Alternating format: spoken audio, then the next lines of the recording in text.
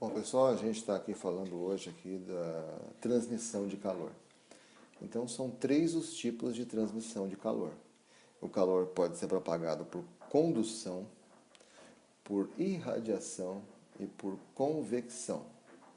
Então, aqui na condução, a condução térmica, a gente tem aqui um exemplo bastante simples e comum, que é o seguinte, ó, uma barra de ferro, uma barra metálica, né, está em contato aqui com o fogo, né, então a barra metálica recebe calor aqui do fogo, as partículas começam a vibrar, essa vibração aqui da partícula é transmitida para a partícula vizinha, e essa partícula transmite para a partícula vizinha, e assim por diante, como que num efeito dominó, até que a outra ponta da barra que estava fria também fique quente.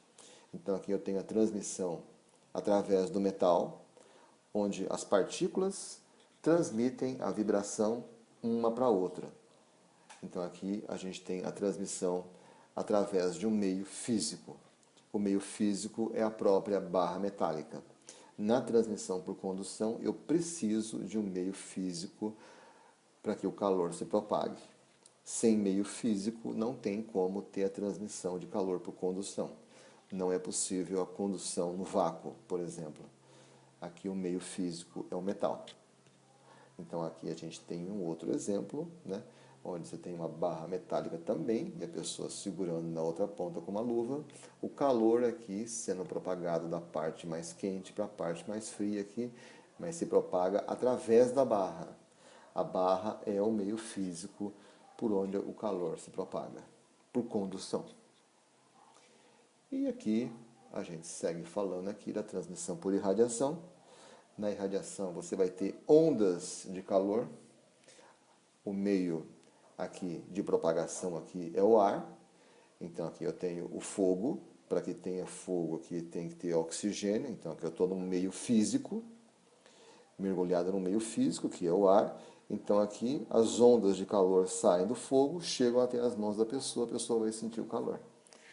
Então essas ondas de calor são ondas eletromagnéticas. Essas ondas que vão transmitir o calor para a mão da pessoa aí. Agora, aqui você percebe que tem o ar, que é o meio físico, mas não necessariamente as ondas de calor precisam de um meio físico para que elas se propaguem. Elas podem ser transmitidas através do vácuo, através do vazio. Aqui eu tenho o Sol, que emite ondas de calor para todo o espaço, e uma parte chega até a Terra. Essa parte aqui das ondas que chegam até a Terra, elas vão atravessar o vazio, vão atravessar o vácuo. Então aqui eu tenho o calor sendo propagado, sendo transmitido através do vazio. Ok? Ondas de calor que chegam até a Terra. Ondas eletromagnéticas lá em cima. E aqui a gente está falando aqui da transmissão por convecção. Na convecção, você vai ter a transmissão através do movimento de massas fluídas, devido à diferença de densidade entre elas. O que significa isso? Você vai ter o aparelho de ar-condicionado na parte de cima da sala, ele vai soprar aqui o ar frio é mais denso, as partículas estão mais juntas, o ar frio é mais pesado, então o ar frio vai descer, ao passo que o ar quente que está embaixo vai subir, vai entrar em contato de novo com o ar frio lá em cima, vai esfriar, vai ficar mais denso, vai descer. Então você vai criar aqui um movimento de massas fluídas, onde as massas mais densas, as massas mais frias descem, as massas menos densas, são as massas mais quentes, vão subir. Esse movimento aqui, essa corrente aqui, eu chamo de corrente de convecção. Corrente de convecção é o movimento de massa fluida, onde as massas mais frias descem e as massas mais quentes sobem. Aqui jamais você poderia, por exemplo, instalar esse aparelho de ar-condicionado na parte de baixo, aqui da sala. Porque se você instalar na parte de baixo, você vai ter o quê? Você não vai conseguir criar essa corrente de convecção. Você vai ter o ar frio embaixo e o ar quente em cima. Então, esse aparelho tem que ficar em cima para você poder fazer o ar circular. Se você colocar embaixo, você não tem a corrente de convecção, né? Você não consegue fazer com que as massas se movimentem aqui e você fique com todo o ambiente da sala frio.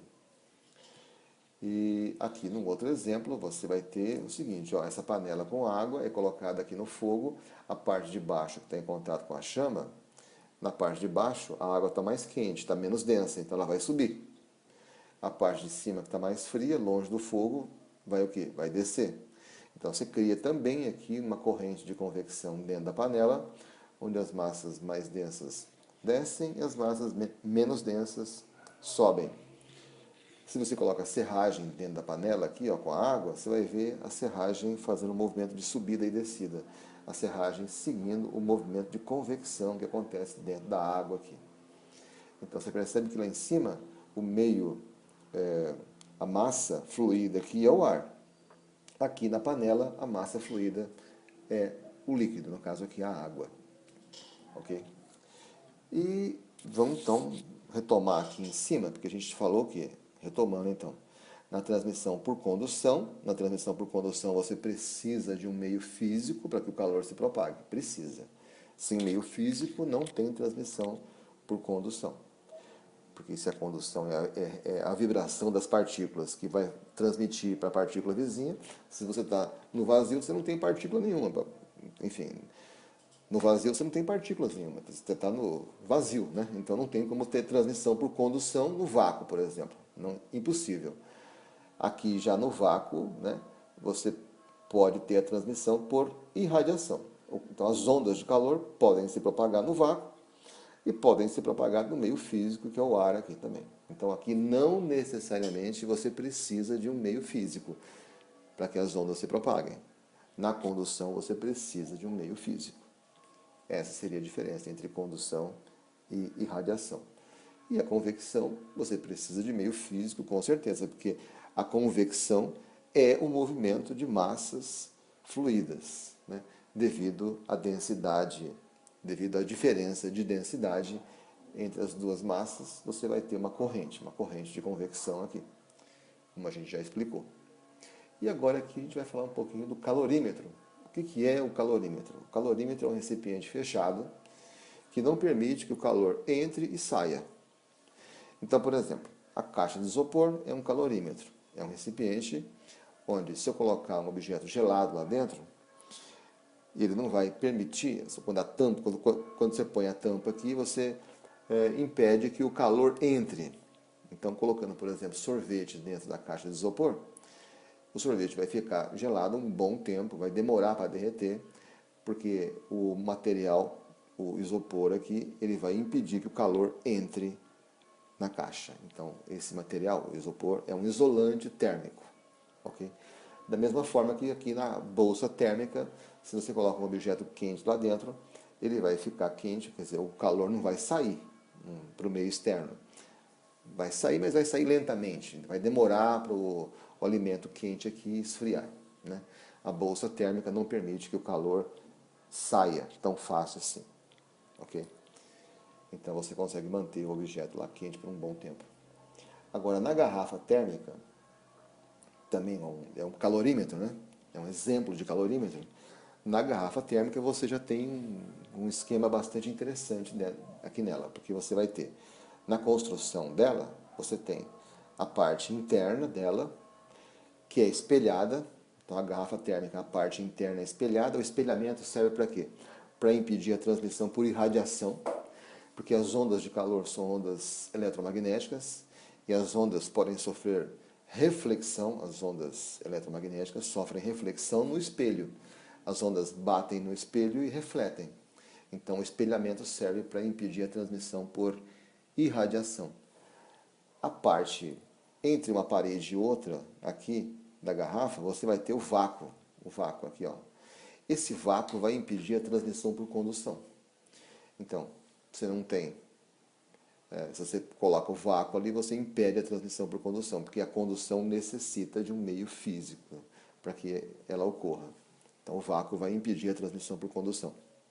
E a tampa, na parte superior, vai impedir a transmissão por convecção, porque o ar quente que está lá quer sair, né? Não consegue sair porque a tampa não deixa. A tampa na parte de cima vai impedir que o calor saia. Então, veja bem, a tampa impede a transmissão por convecção, que é a subida do ar quente. O espelhamento vai impedir a transmissão por irradiação e o vácuo vai impedir a transmissão por condução. Então, na garrafa térmica você tem todos esses recursos aqui que impedem os três tipos de transmissão de calor. Agora, com tudo isso, ainda assim, o café vai acabar esfriando, porque não tem calorímetro perfeito. O calorímetro perfeito a gente só tem no exercício, né? Ali na teoria. Na prática não vai acontecer, ok? Então, qualquer recipiente, por mais inteligente que seja aqui a construção dele, sempre ele vai acabar permitindo a troca de calor dos corpos no seu interior com o meio externo. Você consegue, no fim das contas, retardar esse processo. Ok? Valeu.